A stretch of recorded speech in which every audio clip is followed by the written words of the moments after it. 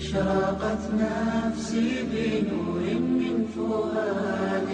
want to tell you just a little about the background that I came from. I'm not a doctor, I'm not an author, I'm not a lawyer. I'm a slave. And that's why I took the name Abdullah, the slave to Allah. I actually came from a line of preachers and teachers. They went back to a man by the name William David Chappelle. He was actually a slave who was bought and sold.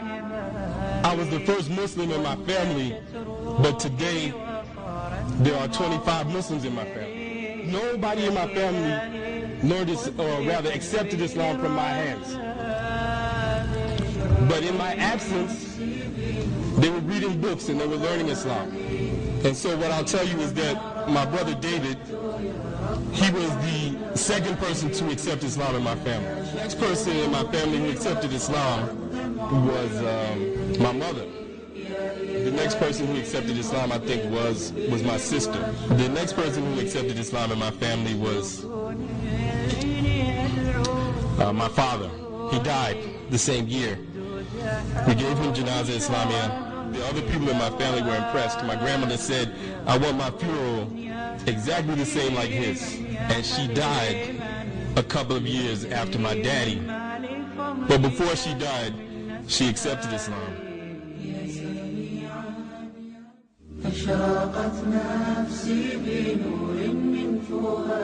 Sometimes we think, we as Muslims, we think that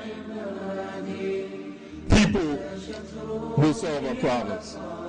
And this is not correct. So they say, okay, will you sell your iman for $100? No, I won't sell my iman for $100. Will you sell your iman for $1,000?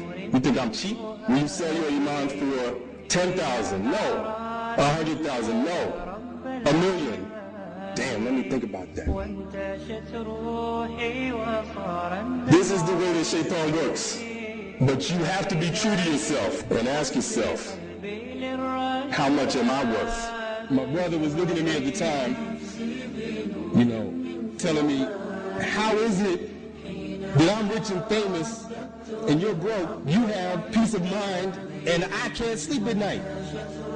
If people want you to reinforce stereotypes so that they can enslave humanity, and they want to use you and your image and your relationship with the people, then you need to think long and hard whether you want that money or not. I would like to address a topic that I call virtual reality and virtual Muslims, where Muslims respect Christians and Jews more than they respect their own Muslim brothers and sisters.